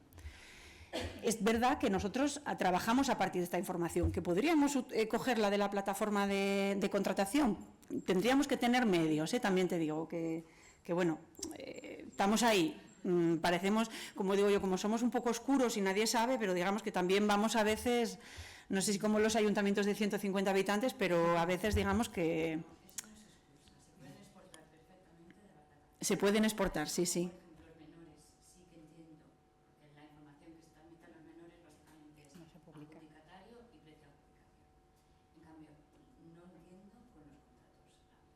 Pues ya te digo.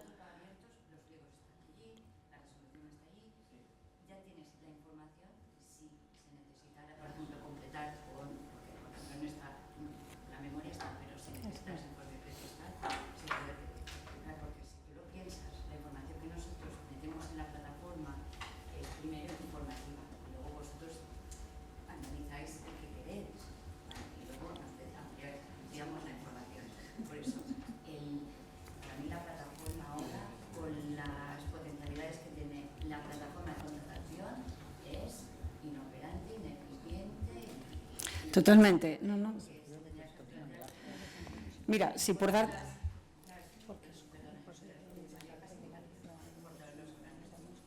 Tienes toda la razón. Si es que yo te digo, no puedo llevarte la contraria porque estoy de acuerdo contigo.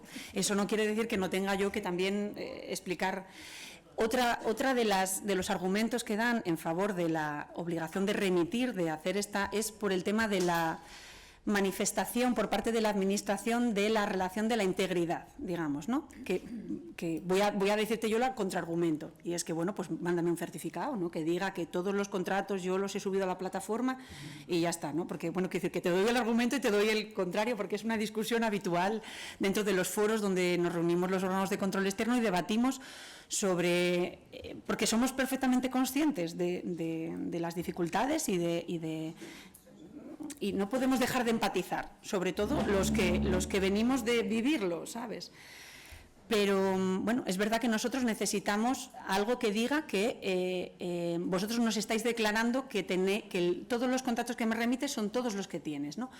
con esa vocación de transparencia y de intentar trabajar, porque nosotros a partir de esa relación anual de contratos que nos mandáis, nosotros después vamos a hacer un muestreo y a partir de ahí pues vamos a hacer todas nuestras operaciones y todos lo que nos va a servir a nosotros para trabajar, ¿no? Pero bueno, sí, ya este tema siempre da, pues es muy polémico, da mucho, pero vamos, no os puedo decir lo contrario. Habéis un sentido que venga hoy, ¿verdad? Sí. Así podéis echarme a mí todo. No, pero siempre está bien ver efectivamente esta parte crítica y una parte también real, porque yo me uno a lo que dicen ellos. Yo trabajo en el servicio de asesoramiento local a municipios de la Diputación de Valladolid y noto esa carga de trabajo excesiva, o sea que no llegan porque están solos y es a veces como un exceso también de control, porque yo digo, pero se supone que ya han pasado efectivamente un informe como secretario interventor, que como decía Ana, yo me lo quiso y me lo como, yo soy secretario y a la vez no me voy a fiscalizar yo misma lo que he informado, pero se supone que controles y medios ya había, ahora se han ido incrementando, yo creo que también en función del balance que hacemos, 10 años de transparencia, yo creo que ahora estamos trabajando más la integridad, ya somos transparentes, tenemos portales, publicamos información, hay acceso a ella, entonces ahora estamos trabajando mucho esta parte, pero también tendría que haber un poco más de interoperabilidad, lo que dice ella, o sea, que trabajen ya a través de las redes, operen entre administraciones públicas, que se pase la información de unos a otros para facilitar también. Sí, sí. Y bueno, se aprovecha este espacio de reflexión para que pueda trasladar esto a los legisladores. Sí, sí. Nos consolamos unos a otros, aprovechamos aquí para hacer terapia de grupo, ¿verdad? Aprovecharos de mí, me podéis utilizar para, como Diana, yo trasladaré. Claro, porque quizá todo esto de gobierno abierto queda muy bonito en un papel y todo lo que nos han dicho los compañeros, pero claro, en un ayuntamiento pequeño, si el secretario interventor está solo o como mucho con un auxiliar administrativo o un técnico, con toda esta carga excesiva de trabajo, pues tampoco tiene tiempo para abrir y dar paso a otras alternativas o otras formas de participación. Claro, están hasta aquí y no hay tiempo ni para pensar, ni para actuar, ni para innovar. Pues imagínate, cuando no nos manda la relación de contratos, nosotros se lo afeamos y encima, como premio, vamos y le fiscalizamos al año siguiente, ¿no? Es como no, o sea, como... Y vamos, y por quedarnos cortos, porque a veces yo digo, bueno, cualquier día llegamos a un ayuntamiento y nos encontramos una desgracia, porque sí, o sea, pues eso pasa, y tú dices allí, pero dices, a ver, si a veces vamos a ayuntamientos, yo, el más pequeño que he fiscalizado es uno de 700 habitantes, pero es que yo llegué allí y es que, bueno, yo me remangué y me puse a buscar, quiero decir, que me daban ganas de sentarme en la mesa de la secretaria a hacerle, porque digo yo, es que mujer, no sé cómo duermes, es que es imposible, no tienes medios. Y entonces, bueno, pues dices tú, bueno, ya no solamente no te voy a fiscalizar, sino que te voy a ayudar a sacar la liquidación, porque no llegas. Pero bueno, pues es lo que es, ¿no? Pues yo sí que creo que control hace falta, sí que creo que el control hace falta, pero es cierto que desde luego no a costa de la administración y del desgaste, sobre todo cuando hay medios y tecnología disponible para... Hay tecnología para otras cosas, mucho menores, ¿no? Y sin embargo, para esto, bueno, pues de hecho es de lo que quería hablaros a continuación, que yo creo que me estoy pasando un poco y todavía me dais una patada o algo. En relación con esto, con la utilización, ¿no? La utilización de técnicas digitales para el control, pues estamos empezando todavía con ello. Poco a poco, pues estamos conectando la plataforma de contratación con la plataforma de rendición. Es cierto que se puede sacar la información de la plataforma de contratación, también la digitalización de los expedientes, pues a veces ya no nos hace falta, que nosotros lo agradecemos mucho también, no tener que ir al ayuntamiento a coger las cajas de expedientes y ponernos allí, que a veces nos ponen allí en el cuarto de la escoba a mirar expedientes, porque no tienen otro sitio donde ponernos tampoco, ¿no? Tú vas allí, te tiras allí 2 semanas revisando expedientes. Bueno, pues si a mí me das acceso a tu expediente digital, a mí ya no me hace falta, no te voy a estar molestando en el despacho de al lado y yo lo voy a poder ver desde mi oficina mucho más tranquila y sin molestar, ¿no? Bueno, pues todo eso se va haciendo poco a poco, quizá más en las administraciones grandes, después en las pequeñas. Sigue habiendo cierto recelo, por ejemplo, lo de dar acceso a los expedientes, todavía sigue habiendo un poco de, es como ahí, parece que vamos ahí a eso, a mirar intimidades, ¿no? Y bueno, pues al final lo que yo quiero ver es si en tu expediente están todos los documentos. Pero bueno, es verdad que puede facilitar un poco y damos menos trabajo así. Y después está un poco esto que os traía aquí como anécdota, que es un trabajo que ha hecho un compañero de Asturias. Él es ingeniero de telecomunicaciones, no es funcionario, pero está trabajando con distintos órganos de control externo, y lo cuento como anécdota porque me parece bastante revelador de lo que se puede hacer con la digitalización en favor del control. Y es que la idea de una herramienta, está publicado, su trabajo está publicado en la revista de control externo, por si alguien tiene interés. Creo que hay otro chico en Cantabria que también hace algo parecido, y han ideado una herramienta que puede detectar, en este caso, esta herramienta en concreto detecta en los metadatos de los pliegos publicados en la plataforma de contratación del Estado. Él analizó todos los pliegos colgados en la plataforma de contratación del Estado y detectó que en los metadatos de esos pliegos aparece el nombre del adjudicatario. Habéis oído hablar de él, ¿verdad? Entonces, pues da que pensar, ¿no? Dices tú, ¿por qué en los metadatos de estos pliegos está? Qué casualidad, ¿no? Que propiedades del documento, ¿sabéis? Sí. En los metadatos. En los metadatos de los pliegos. Aparece quién es el que... Sí. En este caso creo que el resultado de su análisis pues reveló que había, me parece que eran 20 contratos, no sé deciros el volumen en el artículo, no me lo sé de memoria, pero bueno, 20 contratos, eran como unos 10 millones de euros, donde digamos que la contratación, es un indicio, no es una evidencia, pero la contratación parecía estar predeterminada, o al menos el adjudicatario final había participado de alguna manera en la elaboración de esos pliegos.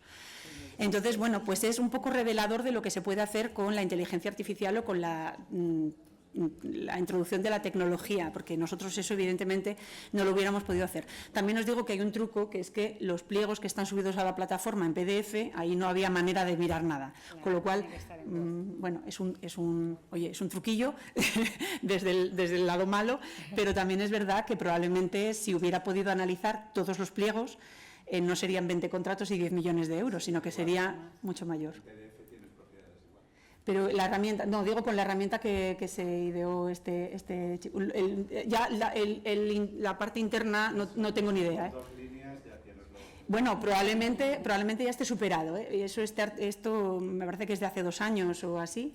Con lo cual, eso es, quiero decir que se está trabajando, y además es que las propias compañías de telecomunicaciones saben que somos potenciales clientes de este tipo de herramientas, porque yo lo conozco porque él publica en la revista de control externo con la idea de vender su herramienta, ¿no? Y en este caso me parece que la ofrece gratuitamente, pero es una manera de darse a conocer y de demostrar que existe una posibilidad de hacer las cosas de otra manera.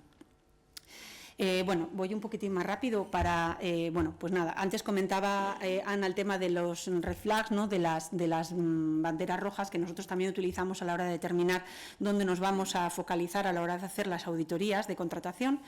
Ahí, por ejemplo, contamos con la colaboración o con la información que nos dan organismos de entidades también similares de control de la corrupción. En este caso, la Organización de la Lucha contra el Fraude, ahí nos aporta una serie de datos que identifica como focos de riesgo de corrupción en la contratación pública. Ya veis, en la fase de adjudicación, en la fase de ejecución, tampoco me voy a detener, son datos, son informaciones públicas, pero que a nosotros nos sirve, como en el caso también de la Eurescon, ¿no? De los informes anuales que saca la Eurescon, también para nosotros es nosotros colaboramos con ellos, les damos información, les aportamos información, y a nosotros nos dan determinados datos que nos sirven para focalizar a dónde vamos a poner el ojo cuando fiscalizamos la contratación. También, esto lo puse aquí en el sentido de que la participación de las pymes, se trata de potenciar la competitividad y la concurrencia, entonces se está favoreciendo la participación de las pymes, y en este sentido también la Eurescon remite de nuevo a la plataforma de contratación del Estado también como, si queréis que participen las pymes y que nosotros podamos verificar si han participado las pymes, entonces hay que permitir que cuando se meten los datos en la plataforma de contratación del Estado se desagreguen incorporando el tipo de empresa, información del licitador. Quiero decir que la información también hay que proporcionarla bien para que se pueda sacar, exportar y verificar. Bueno, y hablando un poco, por bajar un poco más al detalle de lo que es la fiscalización o cosas en las que nosotros nos estamos, bueno, pues si os puede ser de utilidad y nosotros estamos fijándonos a la hora de fiscalizar, es que Ana ha dicho antes la palabra clave, que es motivación. Motivación, justificación es lo fundamental. Todo que ahora las administraciones tienen que ser como casas de vidrio, se dice, ¿no? Pero todo lo que esté justificado, todo lo que esté motivado tiene su explicación. Lo que yo no puedo es dar por bueno algo que no tiene explicación, porque este precio es así porque a mí me lo parece. Pues no vale. Tiene que estar justificado. Tampoco necesitamos, tampoco hace falta que sean estudios económicos de sesudos y ni tampoco 12 folios de un informe jurídico, bueno, más que nada porque no tenéis el tiempo para hacerlo, no se tiene el tiempo para hacerlo, pero sí un poco que os pongáis en esa posición que os decía Ana, de que esa posición externa, de yo tengo que entender por qué ponéis este precio y no otro, por qué utilizáis este criterio de adjudicación y no otro, por qué decidís contratar en vez de utilizar los recursos de los que disponéis. Todo se tiene que justificar y motivar. Y, de hecho, a nosotros nos cuesta mucho, o por lo menos a mí, que tiendo a ser bastante prudente en las fiscalizaciones, a mí me cuesta mucho decir el importe no es correcto, pero sí que voy a decir con todas las letras el importe no está justificado. Y y la ley obliga, el artículo 116 obliga en el expediente a la justificación. Y además hay que distinguir, lo distingue el Supremo también entre justificación y motivación. Bueno, el Supremo va un poco más allá y a veces habla de ausencia de motivación, anulabilidad y ausencia de justificación, nulidad.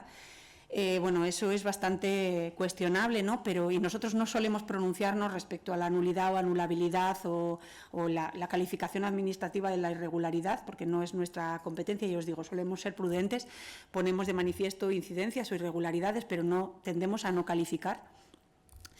Pero es verdad que justificación es una palabra que difiere un poco de motivación y que hay que incidir en que la justificación es relevante y lo es. Yo entiendo ahí al legislador, que no entiendo muchas de las cosas que el legislador del 17 yo no lo entiendo en el 80% de la ley, pero cuando pide la justificación o la motivación lo entiendo, porque lo que pretende es que nos paremos a reflexionar y que cuando hagamos un pliego no hagamos el copia-pega del que hablaba antes, sino que pensemos si realmente necesitamos contratar, si no podemos hacer lo que queremos hacer con los recursos que tenemos, si necesitamos realmente qué tipo de contrato necesitamos, si vamos a valorar estos criterios y no otros, si vamos a poner este precio y no otro. Quiero decir, todos esos son planteamientos que si nos paráramos a veces un poco, lo digo también desde el conocimiento de que a veces no tenemos tiempo y de que pues sacamos el pliego del año anterior y ya está, y bastante, ¿no?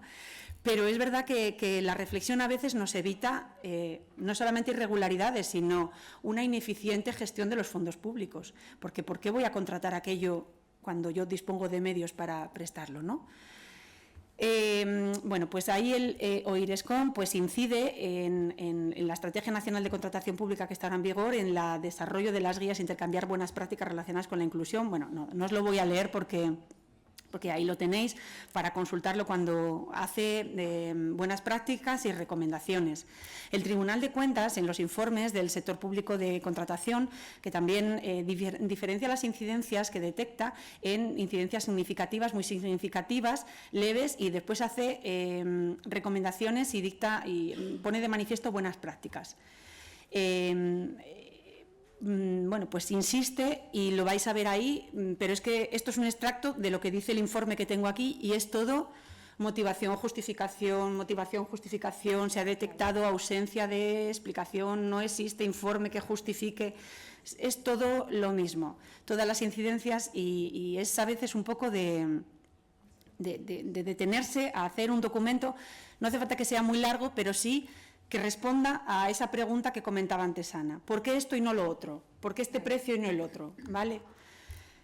Bueno, pues aquí la recomendación que os hablaba antes, estas recomendaciones que dicta el Tribunal de Cuentas.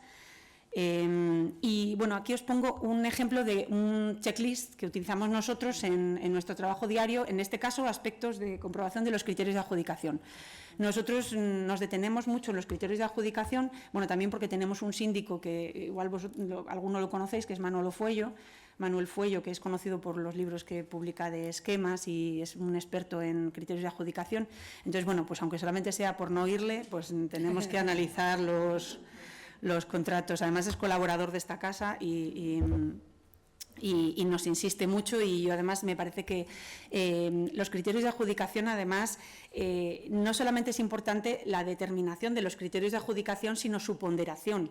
No es lo mismo una fórmula que otra. Las fórmulas no son inocuas y a veces copiamos la fórmula que vimos en el pliego del Ayuntamiento de Alao y os sorprenderíais de la perversidad que tienen algunas fórmulas, que yo no soy ninguna experta, pero una fórmula que valore un criterio precio.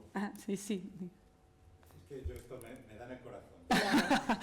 Hay una cosa, esto lo decimos, yo lo veo desde el otro lado, porque yo fui proveedor, lo que se llaman las fórmulas picudas. Es decir, cambias 300 euros y te llevas más dinero que todo el pliego. Totalmente, sí. Y ya está. Y al revés, las fórmulas que son súper planas y que básicamente da igual lo que hagas con el dinero, que casi no cambia, y lo que mandes al pliego técnico, que en mi caso era lo que me gustaba, porque digamos, claro, tenemos tecnología avanzada. Pero las fórmulas picudas están clarísimas que eso es a precio, claro, no te importa, y entonces eso ocasiona que, digamos, gente que no tiene ni idea pone un precio muy bajo y se lo lleva. Y luego, el que tiene el problema es el ayuntamiento, claro, porque viene un señor, bueno, ¿qué dices que había que hacer? Uy, esto no tengo idea. Y luego hay una cosa que ese señor lo hace fatal, pero no tiene ni... O sea, aunque lo haga fatal, no le puedes contratar otra vez, con lo cual lo va a volver a hacer. Uy, sobre eso, es que podíamos estar aquí. Claro.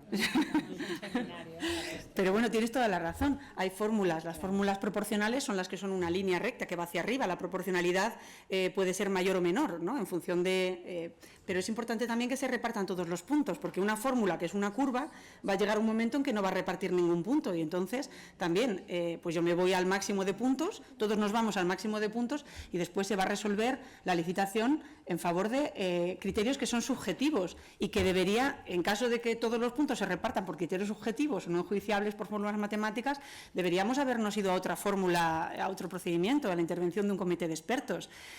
Y además, bueno, tienes que ver, pues como decía aquí el compañero, tienes que ver qué es lo que quieres licitar. No es lo mismo utilizar una fórmula para un contrato de suministro donde la calidad está clarísima y pues yo, es más barato. Es que ¿por qué voy a introducir criterios de calidad donde no tienen ningún sentido? Pero hay otras cosas que queremos licitar donde la calidad sí es relevante, o donde la innovación en un proyecto sí que es el que determina, y ahí hablamos no solamente de eficacia, sino de eficiencia, ¿no? Que es lo que yo creo que buscamos un poco todos. Entonces, es verdad que yo, por lo menos, y hablo de mí, estoy aprendiendo un poquito sobre este tipo de fórmulas, pero yo era la que copiaba y pegaba las fórmulas, porque, primero, para mí, la mayor parte de las fórmulas que veo son incompresibles. Yo soy de letras puras. A mí me pones una fórmula y como empiece con ponencia y con potencias, y yo vamos, a mí se me sale humo por la cabeza. Pero es verdad que bueno, pues para eso tenemos personas que estudian estos temas, que publican, bueno, y en este caso, pues este síndico nuestro pues tiene hecho un artículo que os emplazo a leer también, sobre criterios de adjudicación, que analiza 40 fórmulas. Es que es, bueno, tendría que explicarlo él, yo no soy capaz, ¿no? Pero analiza 40 fórmulas y es alucinante ver el resultado de aplicar una fórmula u otra, que para mí parecen todas iguales. Una última cosa, no. Para que tengáis piedad con los licitados. Que si se publica en PDF, que no sea en formato imagen. Dices, qué tontería. No, porque tú tienes un pliego, algunos son un poco largos, 40, 50 páginas. Oye, quiero ver esto, y como está en formato imagen, no puedes buscar.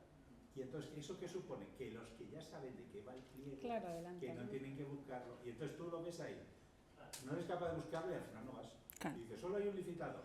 Que es lo que decía antes Ana, ¿no? Sí, pues ¿por qué? Pues por esto. Estos son los mecanismos.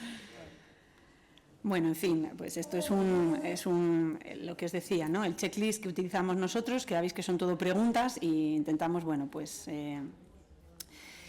Nada, y después os pongo, para terminar, te devuelvo el micrófono, Ana, que me enrollo un poco, 2 ejemplos del último informe de fiscalidad. Me hubiera gustado traeros el último informe de contratación del sector público local que hicimos, pero es que todavía no está aprobado y entonces pues no puedo, hasta que no esté aprobado, alegaciones y publicado, no lo puedo traer, que bueno, me parece que sería más interesante. Pero os traigo el del sector público autonómico, que es el último que en materia de contratación hemos publicado nosotros, un poco para que veáis pues 2 bondades del control externo, que yo quiero terminar en alto, ¿no? Y es porque a veces nosotros también aportamos a las administraciones. En este caso, pues una conclusión que sacamos del ámbito autonómico, llegamos a la conclusión, desde esa perspectiva que os digo, elevada, ¿no? Elevada en el sentido de alejada, que podemos ver todo un sector público en su totalidad, no una administración en concreto, que una administración en concreto, una administración estática, pues te da una información, pero si tú analizas esa administración en conjunto con todo un sector o históricamente de su evolución, pues bueno, ya puedo ver, por ejemplo, su recorrido en cuanto a la tramitación de menores, por ejemplo, o puedo ver su recorrido en relación con las entidades dependientes, ¿no? La administración institucional que le acompaña. Pues en este caso nosotros, analizando todo el sector público autonómico en su conjunto, detectamos que las sociedades mercantiles públicas del sector público asturiano acumulaban el 49,18% de los contratos comunicados en el sector público. Esto quiere decir que poderes adjudicadores no administración pública estaban licitando casi el 50% de las necesidades de la administración. ¿Es ilegal? No. ¿Es una irregularidad? No. Pero, administración, señores del Parlamento asturiano, que tengan ustedes en cuenta que cuando el 50% de la licitación se va a poderes adjudicadores, no administración pública, estamos evitando la aplicación íntegra de la ley de contratos, con todo lo que ello conlleva. Efectos y extinción van por la parte privada, es decir, nos estamos privando de prerrogativas y de potestades administrativas que tendríamos en el caso de licitar, aparte de plantearnos, porque siempre nos dicen, ¿no?, la agilidad y demás, pero al final estamos viendo que es que la preparación y adjudicación va por la ley de contratos igual, sobre todo cuando son contratos ARA y si no, pues... Y entonces, bueno, pues es un dato que ellos desconocían. ¿Por qué? Porque no tienen esta perspectiva, ¿no? Entonces nosotros les recomendamos, evidentemente no les recomendamos que no lo hagan, porque nosotros no hemos visto ninguna ilegalidad. Lo que les planteamos es que reflexionen y que se planteen cuáles son las bondades de una cosa y de la otra. Por ejemplo, detectamos una empresa pública que se dedicaba a la gestión de infraestructuras sanitarias, es decir, a la gestión de los hospitales y demás, que se dedicaba a licitar los suministros de la consejería de la que depende, el suministro de papel, decimos, bueno, pero ¿por qué no lo tramita la consejería, que es su competencia, que es su ámbito, ¿no? Pues están dejando, porque es más, bueno, y sobre todo porque así traslado y yo tengo menos trabajo y en un sitio hay funcionarios y en otro empleados públicos. La huida del derecho administrativo, que totalmente, ¿verdad? ¿Os acordáis? La huida del derecho administrativo. Eso es. Ahora se supone que con la ley 39, con la ley 2017 había un retorno al derecho administrativo, claro. Pero claro, siempre se puede jugar un poquito, ¿no?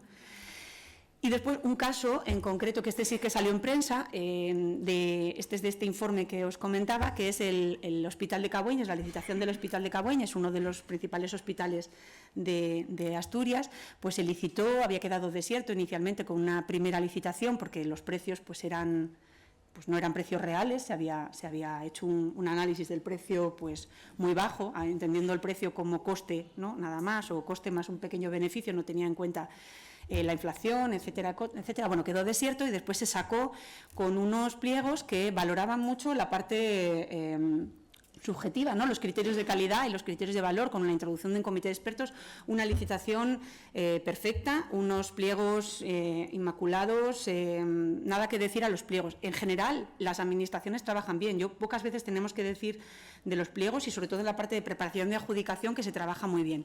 Pero ¿qué pasa? Que llegó la ejecución. Y de la ejecución ya nos olvidamos del hospital. Y resulta que todo aquello que habíamos valorado como criterio de calidad, que habíamos dado 1.000 millones de puntos por un plan por la reducción de los plazos, por un plan de calidad, por los materiales, por no la solvencia, que era requisito, pero sí por un exceso de solvencia, estaba todo subcontratado, con lo cual yo le doy la licitación a una empresa súper solvente, con un montón de acreditaciones, pero está subcontratando la obra a Manolo y Benito, para que nos entendamos. O me había ofrecido, le había dado un montón de puntos por el recorte de los plazos, porque íbamos apurados, que habíamos dejado desierta la licitación y ya íbamos apuradísimos, y resulta que me va con un retraso que nadie controla, ¿no?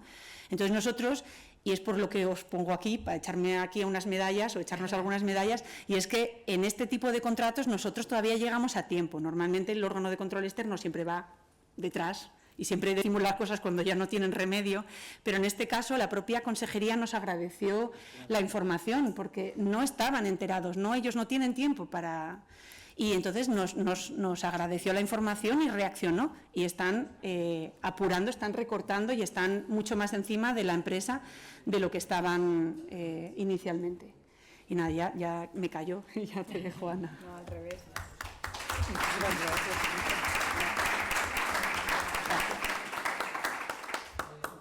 ¿Estáis fiscalizando ya contratos financiados con fondos? No. ¿Todavía no habéis? No, estamos fiscalizando el 22. Ahora, hoy nos tenéis que mandar los del 23 y entonces empezaremos. Ahí empieza ya. Adelante. Nada, ya acabamos. Simplemente, bueno, espero que este doble punto de vista os haya parecido interesante. Coincidimos sin tener la misma óptica en dos aspectos que me gustaría que quedasen como conclusión, ¿no? A pesar de que la presentación sigue y la tenéis ahí y estamos a vuestra disposición para todo lo que modelos y las cuestiones que comentábamos el otro día para facilitarosla. En la ejecución del contrato, como comentábamos, ¿no? Qué gran olvidado, y la motivación. Yo este mismo martes, después de que hemos tenido el seminario la semana pasada, he tenido que hacer un informe informando arbitrariedad del órgano de gobierno por una falta de motivación, un tema delicado, en la que uno de los aspectos era precisamente eso, ¿no? La separación de sus propios actos del órgano de gobierno, 35.1c de la ley 39/2015, y que no es una mera cuestión estética, es decir, y tenemos sentencias del Supremo y del Constitucional reiteradas que nos insisten en este aspecto. Eso sí que me gustaría que os quedase como conclusión, secretarios e interventores, poner un poquito más el detalle en ese aspecto, ¿no? En la motivación, porque esto sí que nos puede traer luego un problema de boomerang que nos viene de vuelta a los ayuntamientos. Por tanto, el resto, la introducción del compliance y esto nos queda para otro día, así que espero volver a veros en alguna segunda parte de esto, y sobre todo las medidas de autocorrección, que son mecanismos y experiencias que están poniendo en marcha en la Unión Europea y que en otros países de la Unión Europea, y que aquí en España todavía son en las que, como el perdón, ¿no?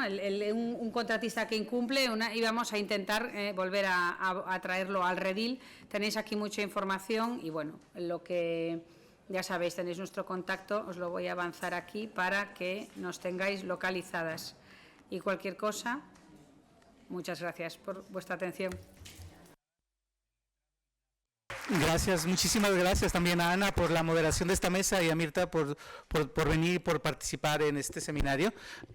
Voy a pasar a unos vídeos muy interesantes hablando precisamente de integridad, y con eso cerraríamos la sesión de esta mañana, la segunda mesa. Darme un momentito, por favor. Aquí están. Tenemos... primero será el vídeo CID, por supuesto, de Pilar Sanchís, de Ayuntamiento de Real, y luego veremos los vídeos de el Ayuntamiento de Valencia.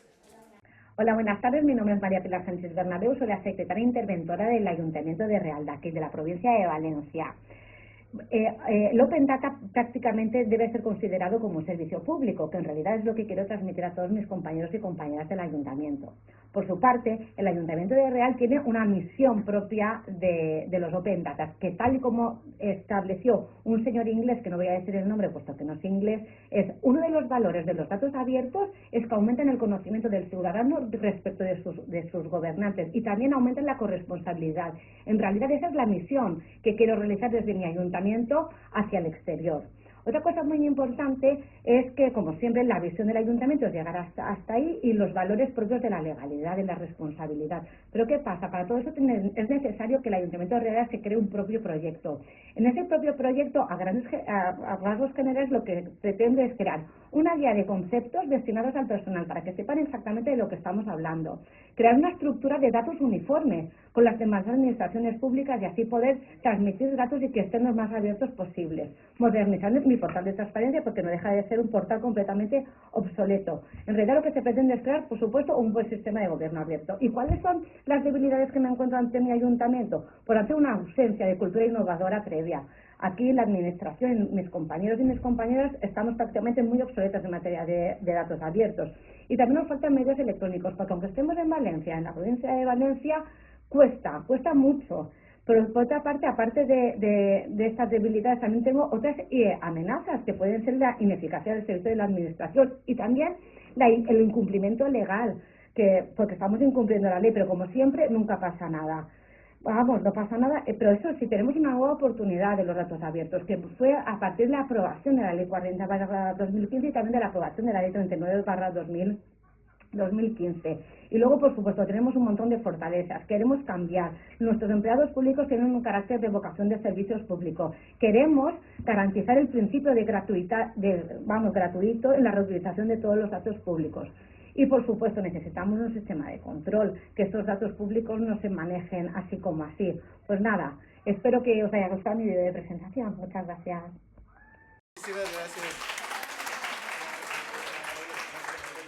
Este fue, debo decirles que las valoraciones, este fue el primer video, dije, con este me quedo y con ninguno más. No, pero maravilloso. Vamos a ver ahora estos últimos 2 videos, que son muy cortos, de la Diputación de Valencia. Perdón, dije hace rato Ayuntamiento, no, pero era la Diputación. A ver. ¿Sabes qué es un plan antifraude? Es un documento que recoge y concreta las herramientas y medidas de control para garantizar que los fondos europeos provenientes del Mecanismo de Recuperación y Resiliencia se utilizan correctamente. En la Diputación de Valencia contamos con uno. En este vídeo te explicamos su funcionamiento y cómo lo aplicamos. Objetivo del plan. Su objetivo es promover una cultura institucional que sirva para disuadir cualquier tipo de actividad fraudulenta, haciendo posible su prevención y detección. ¿A quién se aplica el plan antifraude de la Diputación de Valencia? A todos los órganos y todo el personal que participe de algún modo en la gestión de fondos europeos, tanto de la Diputación como de algún agente implicado en su ejecución. ¿Quién vela por el cumplimiento del plan? El Comité Antifraude de la Diputación de Valencia es el que asegura una correcta aplicación y seguimiento de las medidas antifraude. ¿Quién conforma el Comité Antifraude y cuáles son sus funciones? El órgano competente es el que asume el asesoramiento de los fondos europeos de conformidad con las normas aplicables. Sus principales funciones son actualizar y desarrollar el plan, evaluar las medidas contenidas en el mismo, controlar, comprobar y analizar los expedientes de riesgo y, en su caso, proponer medidas específicas de mejora. ¿Qué principios rigen sus actuaciones? Legalidad, integridad, independencia, objetividad, imparcialidad, confidencialidad, presunción de inocencia y rendición de cuentas. Estructura y medidas del plan.